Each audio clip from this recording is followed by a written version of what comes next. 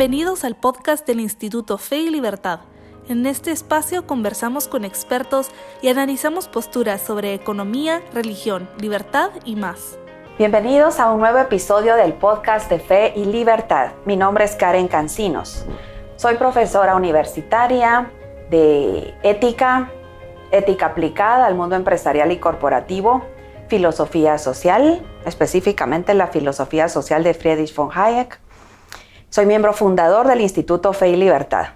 Hoy tengo el enorme gusto de conversar con el académico peruano Miklos Lukács sobre desigualdad, equidad e inclusión.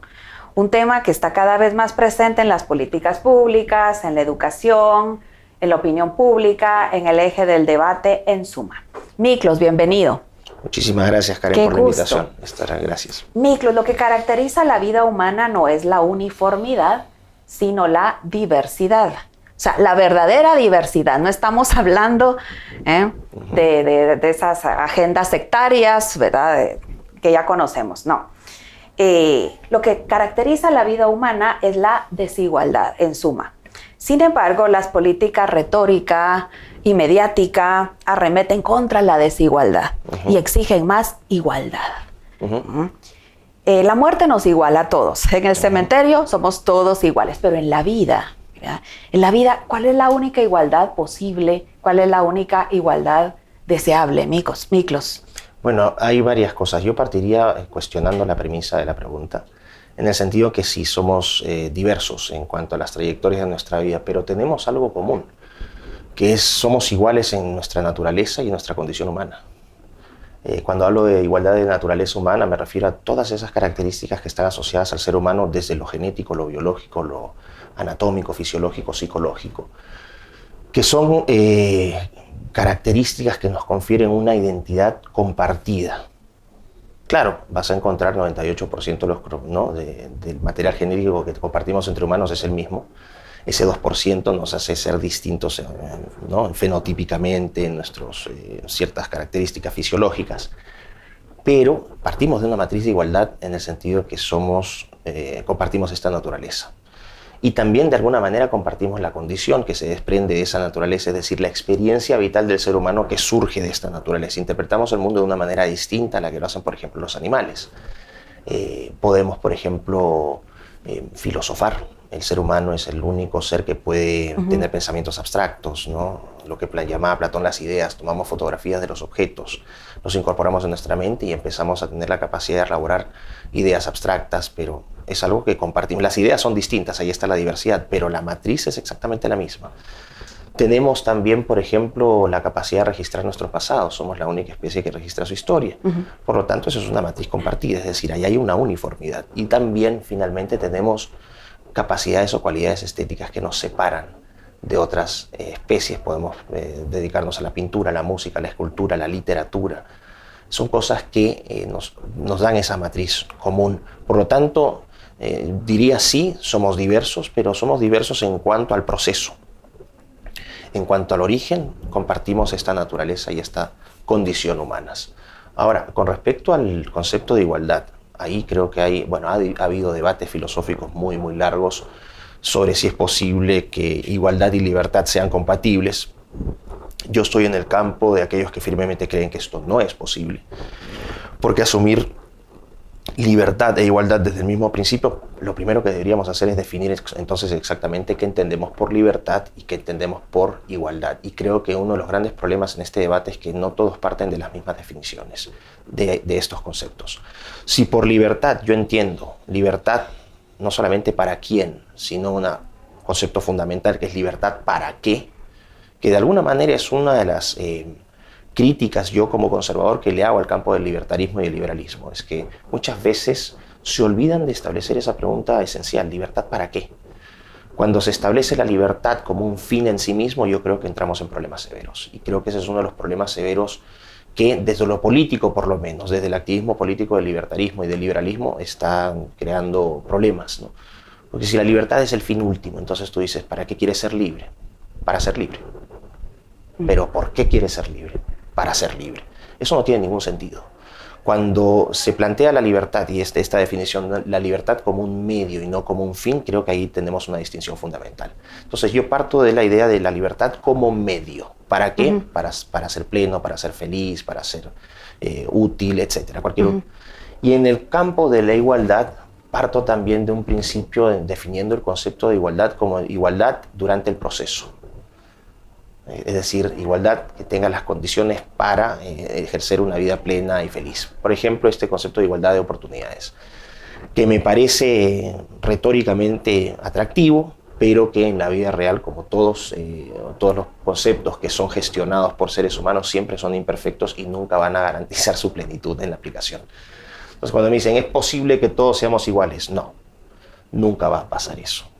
Podemos aspirar a aumentar el porcentaje de igualdad de oportunidades, pero siempre, debido a que son sistemas gestionados por humanos, con los defectos del ser humano, esa igualdad no la vas a conseguir. Ahora, sí creo que libertad e igualdad son, bajo estas definiciones, compatibles de ninguna manera, porque la libertad ya te permite a ti tener un proyecto, un proceso de vida distinto al del otro, y eso ya inmediatamente, por default, te separa de la igualdad. Entonces, Miklos, hablamos de que hay tal cosa como una igualdad ontológica. Exactamente, una igualdad ontológica. Y desde la perspectiva liberal, que podríamos ahondar un poco, porque usted ha puesto en el plano, en el eje del debate, ha puesto el tema del conservadurismo en los últimos años, y eso me parece fenomenal. Hay que irnos por allí. Entonces, desde el plano liberal, además de la igualdad ontológica, se promueve, se defiende como la única igualdad posible y deseable en la vida societaria, además de la igualdad ontológica a la que usted hacía referencia, la igualdad jurídica, la igualdad ante la ley, igualdad de trato, que a todos se nos trate por igual, siendo el rasero, el criterio de ese trato, la ley. Ley con mayúscula. Claro, no le vamos a llamar ley a cualquier legislación que salga de los congresos y los parlamentos ahora. Sobre todo las de ahora, ¿no? Sobre todo las de ahora. Que emergen de esta libertad positiva que finalmente te permite tener derechos interminables. Que se entiende, libertad es poder para ser lo que yo quiera, hacer lo que yo quiera, tener lo que yo quiera, o escoger lo que yo quiera, como si la vida fuese un gran supermercado. ¿Sabe qué me gusta del conservadurismo que usted ha puesto en el eje del debate en los últimos años? Y que es profundamente realista, es decir, tiene raigambre. Así es. En la realidad de la vida, de las cosas, de la condición humana. Que somos seres racionales. Así es. Con sentido ético y con potencial. Más que sentido ético, bueno, sentido normativo y potencial ético. Para lo más sublime, ahí están los santos. Y para lo más abyecto y lo más depravado. O sea... Y si lo quieres plantear desde el secularismo, no puedes, si quieres no hables de santos, porque hay mucha gente, sobre todo los jóvenes ahora tienen una aversión a lo religioso. Habla de personas buenas, ¿Sí? Básicamente, ¿no? ¿Sí? Pero sí, mira, yo soy conservador en muchas formas de interpretar el mundo. Me identifico con el conservadurismo porque, como tú señalabas, partimos de un realismo ontológico. O sea, una ontología realista, vamos a decir. Entendemos que el mundo es lo que es. No lo que nos gustaría que fuera. A diferencia, y aquí también hay otra observación que pueden ustedes verificar si es que hacen los estudios correspondientes, es que a diferencia de las ideologías políticas, vamos a decir, las otras dos importantes, marxismo y liberalismo, por extensión el libertarianismo y el socialismo, todas estas son ideologías inductivas. Parten de modelos teóricos para tratar de explicar la realidad. O sea, tienes textos canónicos. En el marxismo tienes Das Kapital, en el liberalismo tienes las obras de la escuela austríaca, por ejemplo. Tienes, si eres un liberal clásico, vas a tener The Wealth of Nations. O sea, tienes títulos que de alguna manera te establecen una bisagra teórica sobre lo que está ocurriendo. En el caso, por ejemplo, del liberalismo clásico, Smith lo que hace es elabora cierta teoría, pero es una teoría que emerge también de la observación de la realidad, ¿no? Sí. La mano invisible, ¿no? Vamos a decir, la especialización del trabajo, o diversificación del trabajo. Bueno, que la riqueza de las naciones es una crítica monumental, ¿no?, al mercantilismo de su tiempo. Así es, porque no hay que olvidar que Smith, antes que economista, era un filósofo. Un filósofo moral, sí. Ahora se olvidan de eso, pero en el caso del conservadurismo lo que me gusta es que es inductivo. Parte de una observación de la realidad. No deductivo, sino inductivo. Inductivo, exactamente. Toma nota. tomamos nota de la realidad, observamos los fenómenos, vamos agregando esas observaciones a lo largo del tiempo a través de culturas, tiempos, etcétera, y sobre esas observaciones llegamos a conclusiones. Por ejemplo, familiares que tengan relaciones sexuales a la segunda, tercera generación, los hijos van a nacer con deformaciones. Eso es una observación. Entonces, ¿qué te dice el conservador? La observación me lleva a esto, que después de 2 o 3 generaciones tienes esto, por lo tanto, la teoría en este caso vendría a ser familiares que se casan entre sí o tienen relaciones entre sí van a tener una descendencia ¿no? afectada genéticamente. Eso es algo con lo que yo me identifico.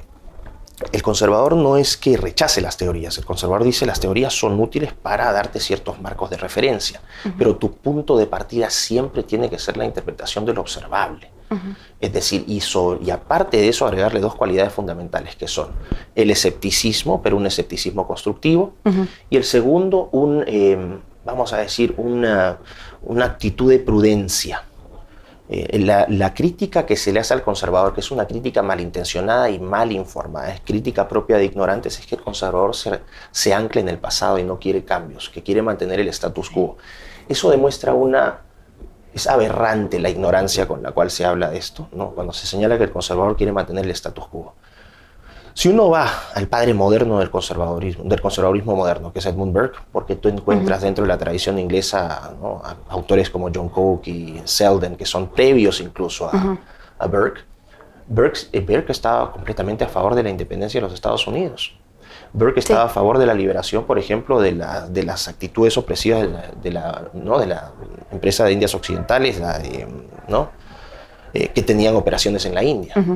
Burke quería cambios, pero lo que señalaba Burke, que jamás usa la palabra revolución en sus textos, notarás eso. Burke decía que el cambio es deseable cuando algo no funciona y ese cambio debe ser gradual.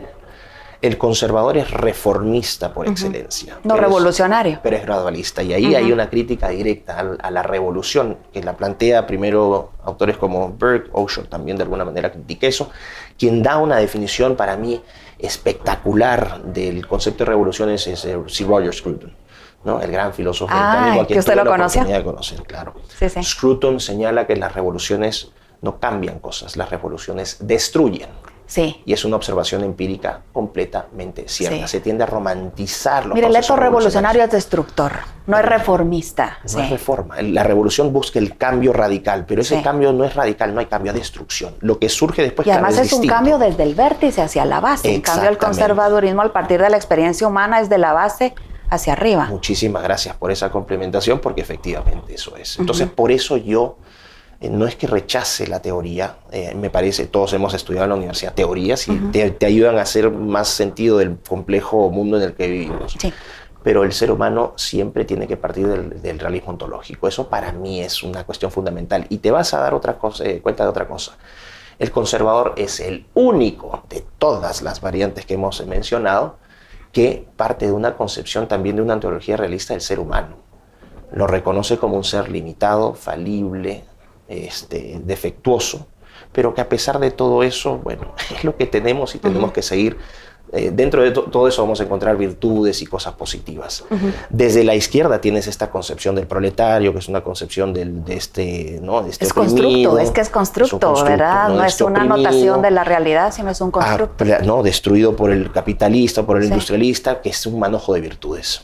Lo cual es empíricamente falso. Toda la gente puede ser corrupta, toda la gente puede ser mala, toda la gente puede ser viciosa. Y el problema desde el liberalismo, especialmente de la teoría económica neoclásica, ¿no? Esta idea del homo economicus. Cuando tú planteabas que somos seres racionales, efectivamente somos seres racionales. Y el 95% del tiempo durante el día tomamos decisiones racionales.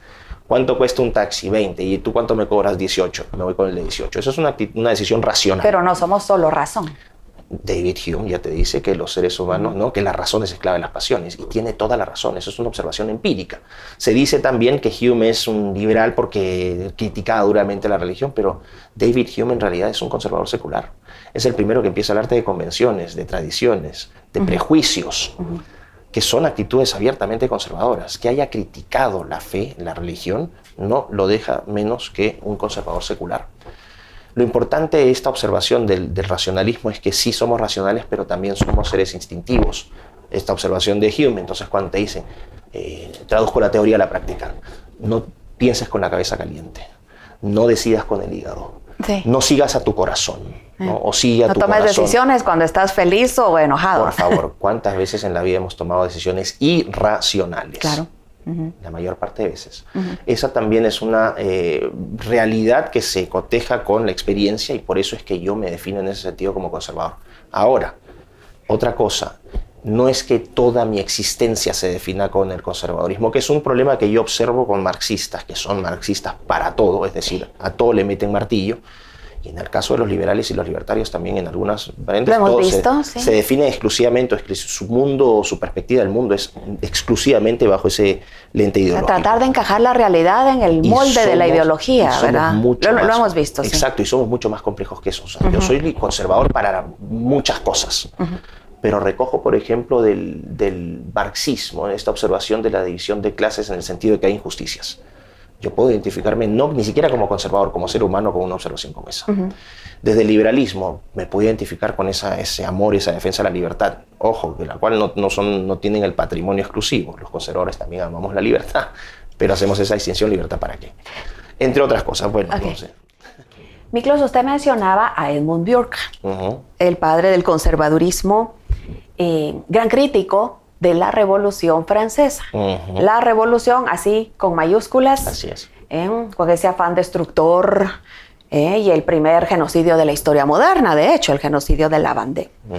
Por fortuna ya se está haciendo historiografía, ¿verdad? Sobre esos episodios, porque la narrativa ha sido hasta ahora, sí, la Revolución Francesa, libertad, igualdad, fraternidad, nos trajo la democracia y demás. Pues se está cuestionando esa narrativa y me parece muy bien. Pero bueno, hablando de Edmund Burke, es un gran crítico, ¿sí? De este proceso y un gran profeta también, porque él vio que eso iba a terminar como terminó, en el terror con mayúscula, el terror jacobino, y luego el advenimiento de un hombre fuerte para poner orden en todo aquel estropicio, Napoleón Bonaparte. Ahora bien, Friedrich von Hayek, él decía que no era conservador. Yo creo que sí era conservador y que se equivocó al escribir el epílogo de su obra Fundamentos de la Libertad, porque no soy conservador. En esa obra Hayek hace un estudio precioso en el capítulo 4 acerca de la partición de la tradición liberal en dos vertientes, a raíz de la Revolución Francesa. Entonces, el liberalismo, a raíz de ese desafortunado evento, se parte en dos ramas, hoy no complementarias, sino enfrentadas. Que podríamos denominar liberalismo afrancesado, liberprogresismo, liberprogre, nos podría contar un poco de ese término, liberprogre, y el liberalismo clásico, el liberalismo de toda la vida, que pivota en torno a la idea, a la premisa principal de al poder hay que establecerle límites, porque el poder tiende a usarse mal. La libertad sin límites no es libertad, el libertinaje es pasión desbocada, es alboroto estéril, es lo que quiera, pero no es libertad. El liberalismo clásico de toda la vida. Entonces, hoy es el que está más próximo, digamos, en el mapa político al conservadurismo. E incluso hay, creo que es amigo suyo, no sé si lo entrevistó usted en su canal, Francisco Contreras. Francisco Contreras, claro. ¿Verdad? Curro Contreras. El último video es con él. ¿Verdad? Es con él, efectivamente. Donde básicamente destruimos a Yuval Noah Harari. Sí.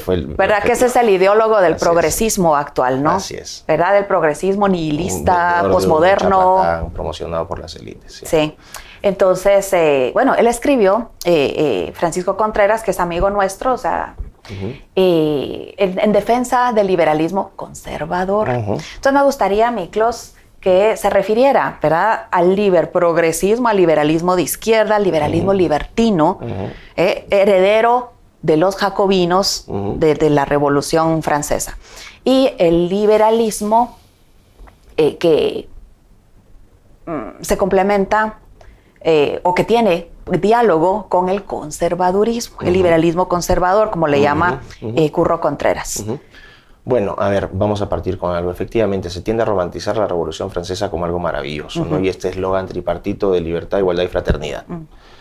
El eslogan tripartito del progresismo, cuya bandera es el arco iris. El arco iris no solamente es la bandera del colectivo LGBT, es la bandera del progresismo globalista. Globalista porque está en todas partes, porque busca imponer desde las élites de los organismos multilaterales un marco institucional y legislativo y un marco cultural estándar para toda la humanidad. Eso es una observación empíricamente verificable. Y aparte del globalismo, el concepto de progresismo que apela a esta idea de progreso, ¿no? Que es muy atractiva, pero es un progreso material, es un progreso hedonista, ¿no? No es esa idea de progreso que acuñó y que desarrolló Agustín de Hipona, porque la idea de progreso también, tengo que aguarle la fiesta a los progres. Ustedes no inventaron el concepto de progreso, se lo tomaron prestado a Agustín de Hipona. Y Agustín de Hipona, también uno de los padres de la Iglesia Católica, quien define en la ciudad de Dios el tránsito ¿no? del hombre imperfecto, vicioso, deficiente, a través de la virtud y el sacrificio hacia la ciudad de Dios. Entonces, Agustín de Hipona rompe con la tradición griega que tenía una visión de progreso cíclica, de alfa y omega, de principio y fin, que siempre empezaba y terminaba en el mismo lugar. Sí. En la Grecia antigua no se veía el progreso como orientándose hacia el futuro, sino mirando hacia el pasado. No se comparaba con lo que había hecho antes, pero siempre se llega al mismo punto. O sea, la idea del progreso lineal es agustiniana. Agustín de Hipona es el progreso lineal ascendente con una teleología. Teleológico. Exactamente. Y esa es la visión de progreso que hoy utilizan los progres. Obviamente, como siempre lo hacen, ¿no? Eliminando a los verdaderos autores de la historia. En la Revolución Francesa pasa esto. Se apela este eslogan tripartito, y el eslogan tripartito de la actualidad del progresismo globalista es diversidad, inclusión e igualdad. La libertad, igualdad, fraternidad, diversidad, sustituida por igualdad. diversidad, inclusión e igualdad. Así es, ese es el eslogan tripartito del progresismo del siglo XXI. El progre en realidad, y esta fue la primera definición, fue el primer esfuerzo que se hizo por definir un progre, lo hicieron Nicolás Márquez y Agustín Laje, ¿no? Desde el campo de la crítica. Cuando publican el libro negro de la nueva izquierda, que es un clásico, es un libro que se ha convertido en un clásico, es el libro de las venas abiertas de América, pero del lado nuestro, ¿no? Y en ese momento, con la evidencia y con los hechos que ellos tenían en ese momento, ellos asociaron el progresismo con el neomarxismo. Entonces se decía que el progre era solamente de izquierda. Y es ahí donde yo incorporo esta distinción que creo que fue clave para popularizar aún más el concepto de progre y liber progre, específicamente cuando dije, un momentito, el progresismo no solamente es de izquierdas, el progresismo también puede venir por las derechas. Porque ¿qué comparten los progres? ¿Son ateos o en su mayoría abiertamente anticristianos? Eso lo vemos de la derecha y de la izquierda. Sí. Son cientificistas. Cientificistas, sí. Dejaron de creer en Dios porque creen que el ser humano ya se emancipó con la tecnología y por lo tanto la ciencia, que antes era un instrumento para descubrir verdades científicas exclusivamente, hoy se convierte en un objeto de adoración. O sea, es su religión secular. Así es. ¿Cómo se manifiesta? Exacto. ¿Cómo se manifiesta en el día a día? Dices algo, ¿quién escribió eso? ¿Dónde está el paper? ¿Dónde está la evidencia científica? Como si responder preguntas como, por ejemplo, ¿cuál es mi propósito en esta vida? Las pudieras responder con el método científico. Es un absurdo, o sea, es un nivel de, me vas a disculpar la palabra, pero creo que cabe muy bien en este contexto, el nivel de imbecilización y reduccionismo conceptual es tal que estás produciendo una camada de castrados mentales que creen ser dueños de la verdad y no saben ni siquiera dónde están parados, porque tienen una concepción tan ridícula y distorsionada del ser humano, que creen que efectivamente todas las respuestas del universo están basadas en la ciencia. Y Scruton creo que resume eso de una manera brillante. Scruton dice, la ciencia no te va a dar todas las respuestas porque la ciencia no te plantea todas las preguntas. Se acabó, suelto el micrófono y se acabó la discusión, no hay más. Entonces preguntas como... O sea, el conocimiento no se agota en el conocimiento científico. Para verdades científicas, el método científico. No se agota en el conocimiento científico. La gravedad, la temperatura, el agua hierve, los procesos fisiológicos, la medicina física, ciencias naturales duras, vámonos con el método científico. Ahí yo tampoco voy a dejar que Diosito me dé esas herramientas para que yo descubra la verdad por mi propia cuenta, pero la verdad científica. Pero el conocimiento práctico, normativo, las reglas de recto comportamiento, eso no puede pasar por el tamiz del método científico. Exactamente, el compás moral de las personas lo desarrollas con método científico. Es absurdo. Eso también abona la idea de que no podemos aspirar a libertad e igualdad. Sí. No, entonces nuestro progres, nuestro liber progres, entonces el progres es cientificista, es constructivista, por supuesto. Obviamente, es ateo, anticristiano y es universalista.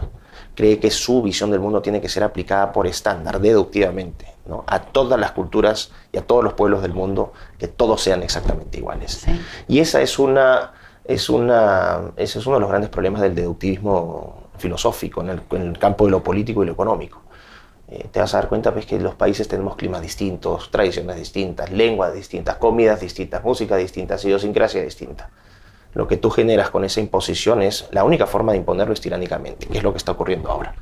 A través, por ejemplo, del bypass de la soberanía de los parlamentos nacionales, cuando ya te llegan paquetes legislativos y de políticas públicas estándar desde los tecnócratas o las tecnocracias de los organismos multilaterales y te dicen esto es lo que tienes que hacer.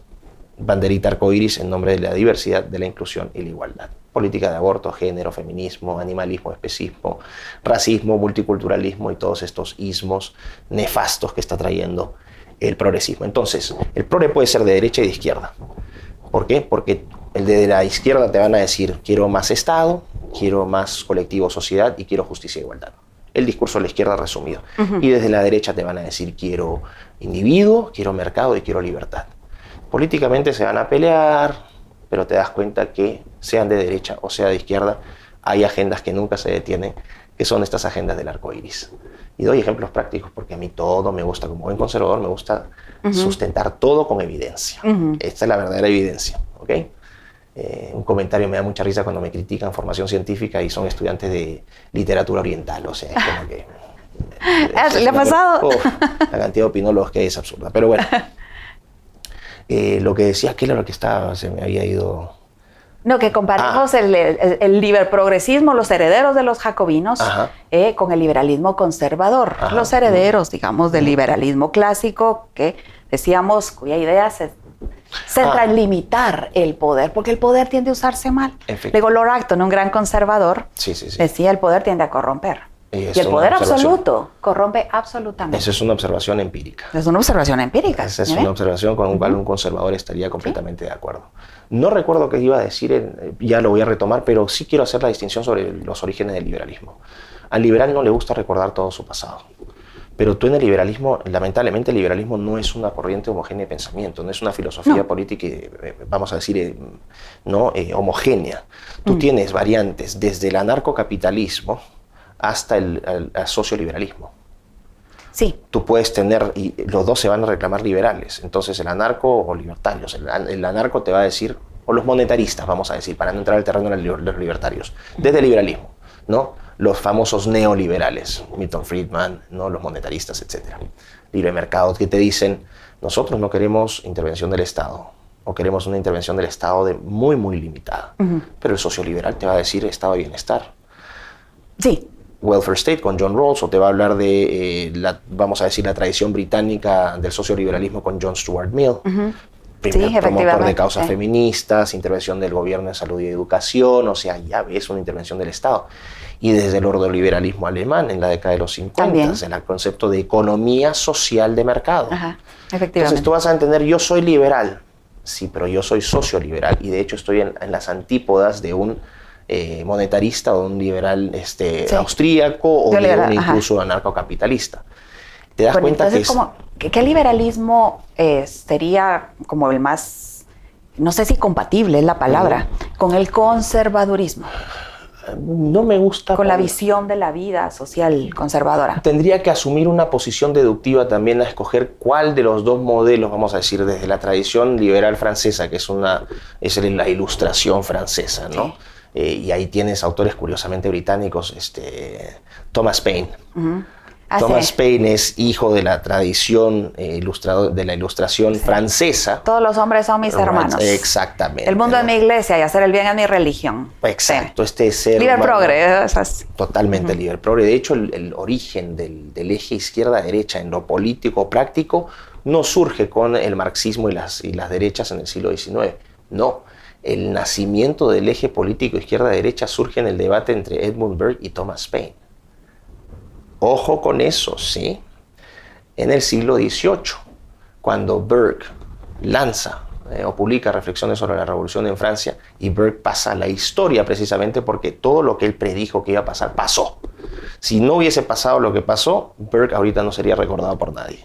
Pero Burke tuvo la audacia hasta decir, en su texto, ¿no? Menciona que surgirá un militar que apelará a las simpatías de sus soldados, ¿no? Para llevar a cabo un proceso revolucionario donde tomará el poder y liderará los destinos de ese país. Napoleón Bonaparte, eso lo escribe en 1790. Y Napoleón llega ya... 10 años después. 10 años después. Sí. ¿No? No, sí, Burke es fabuloso. Entonces, ¿y qué decía Paine? No, Burke, o sea, Paine lanza o refuta a Burke The Rights of Man, y todo esto son textos en rechazo a las posturas de Burke. Y lo que decía Paine es, no, la revolución es fantástica, es finalmente la eliminación de la opresión, de la monarquía, de la religión, el que él encontraba completamente disolvente, y que básicamente va a ser un acuerdo soberano entre individuos libres que van a formar esta unidad política que es el Estado, que va a ser básicamente la confluencia de estos intereses que de manera voluntaria y natural van a establecerse y van a sentarse y va a haber un consenso y todo el mundo va a vivir feliz. Eso parece un contractualismo muy tipo absurdo. John Locke, ¿no? Así es. Sí. No, es un contractualismo, claro, pero Locke, vamos a decir, Locke sí agrega un componente empírico. Cuando él le hace una observación que yo creo que es fundamental, que hace el check a la posición de Hobbes, ¿no?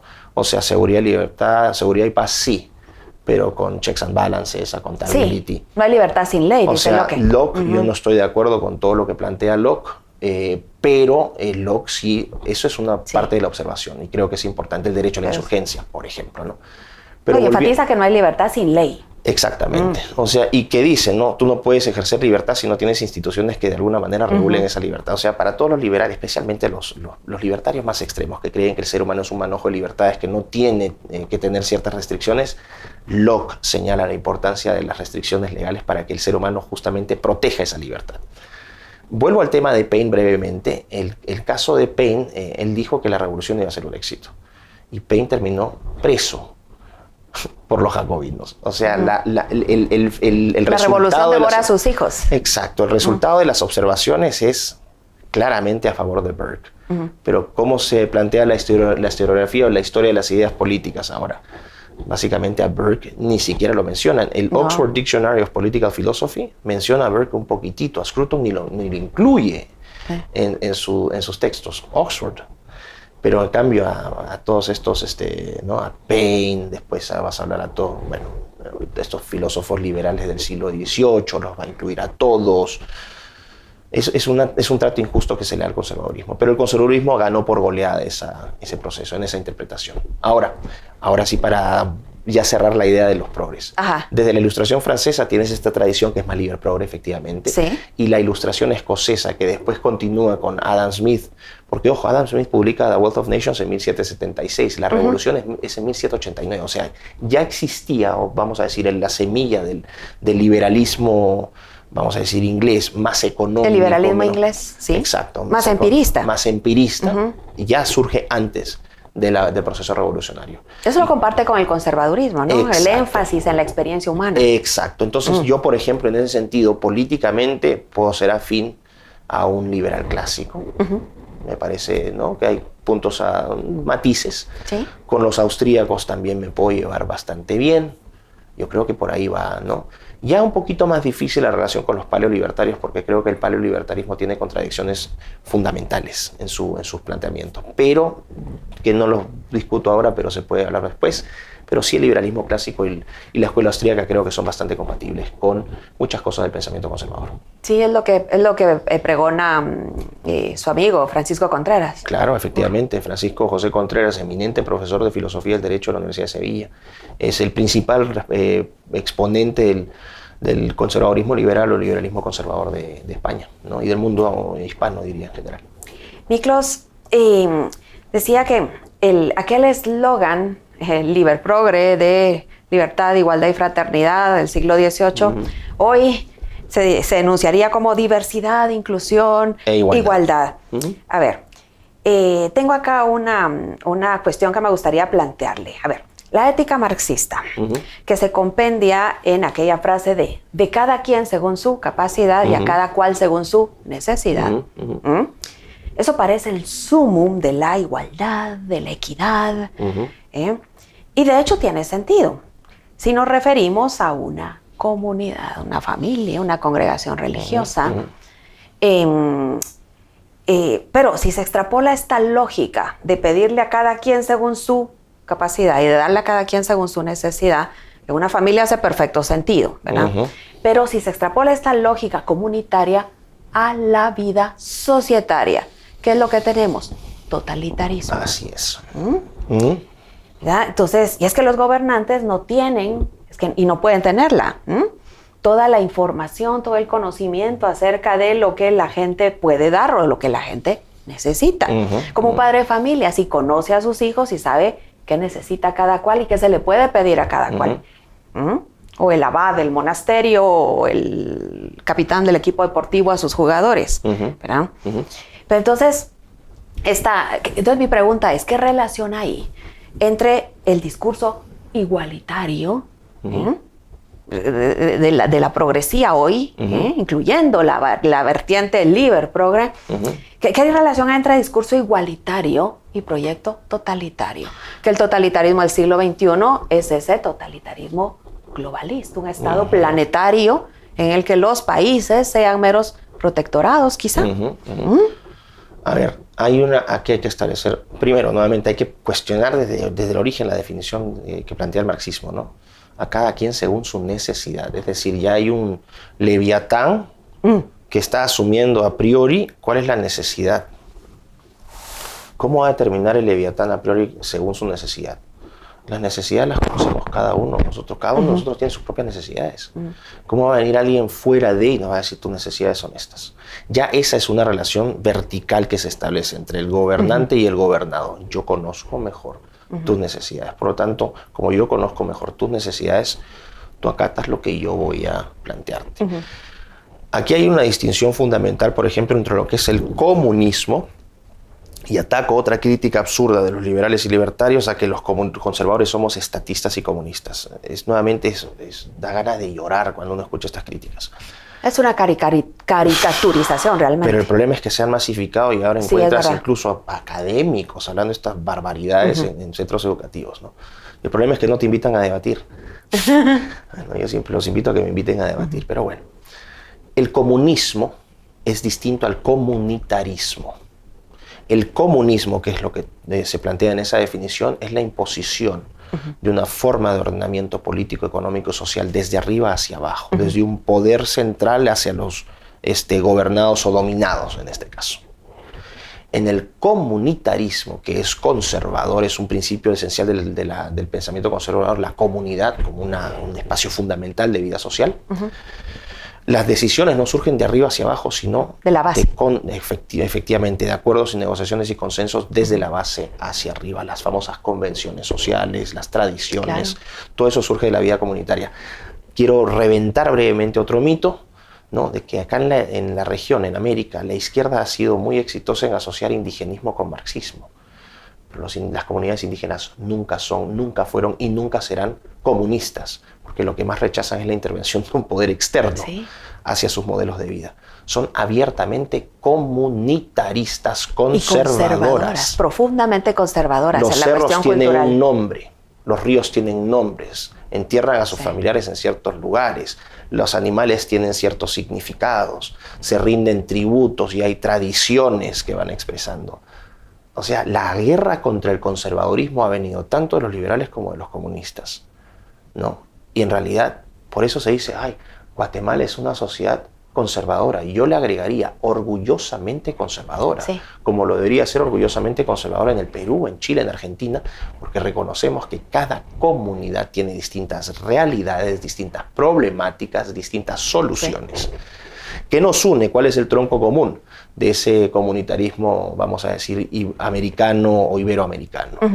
Nuestra raíz judeocristiana, por ejemplo, ¿no? Que te da un compás moral estándar, que te da una identidad cultural estándar. Entonces yo me puedo identificar con ustedes como hermanos latinoamericanos, aunque no me gusta la palabra latino, iberoamericano. Sí, a mí tampoco, yo prefiero hispanoamericanos. O hispanoamericanos, porque me identifico con muchas de las cosas que veo acá. Guatemala no es igual al Perú y no es igual a la Argentina, pero hay cosas que compartimos. ¿Y qué compartimos? Ese comunitarismo, la vida de familia. Sí, hay un aire de familia, ¿verdad? ¿qué le importa? A la gente de a pie le importa tanto que se debata sobre las ideas de mercado, sobre Estado, o el día a día es su vida con su familia. ¿Qué es lo que se está atacando desde el progresismo de izquierda y derecha? La familia. La familia, claro.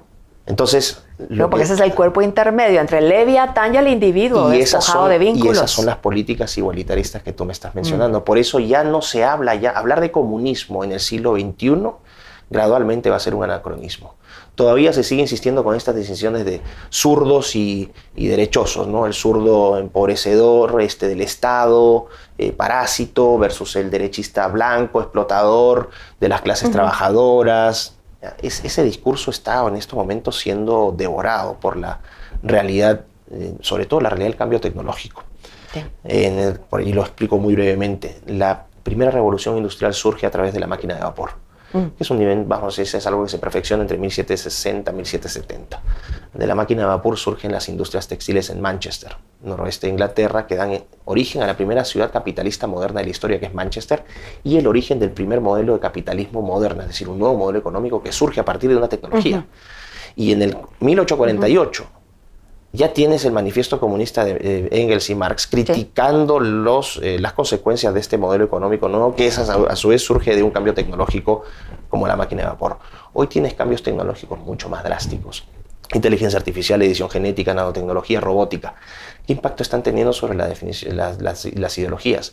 Yo sigo pensando, y por eso hablo de, ahora ya no estoy hablando tanto de estas filosofías políticas o ideologías políticas de fines del siglo XVII a la fecha, sino que yo ya estoy empezando a elaborar lo que veo que es un cambio en la interpretación de la filosofía política, que no son observaciones sobre modelos políticos y económicos, sino sobre qué concepción se tiene el ser humano.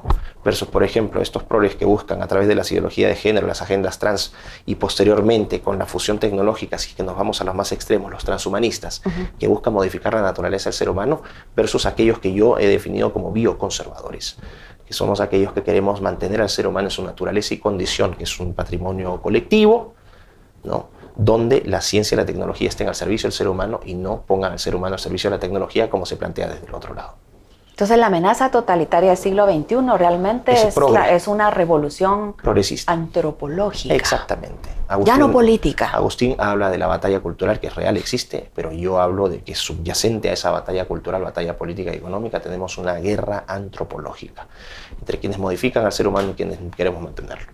Entonces, Miklos, hay que defender las tradiciones, todo aquello que hemos heredado. Defender lo que somos como seres humanos. Defender lo que somos como seres humanos. ¿Sabe cuál es una definición preciosa que he escuchado de tradición? O sea, el conservadurismo no se trata de custodiar cenizas, sino de transmitir fuego. El conservadurismo es fuego, vamos a decir, es dinamismo, es cambio, pero un cambio responsable, gradual. Es algo que me identifica mucho. Miklos, muchísimas gracias. Gracias a ti. Ha sido un gusto tenerlo acá en el podcast de Fe y Libertad. Muchas gracias, amigos.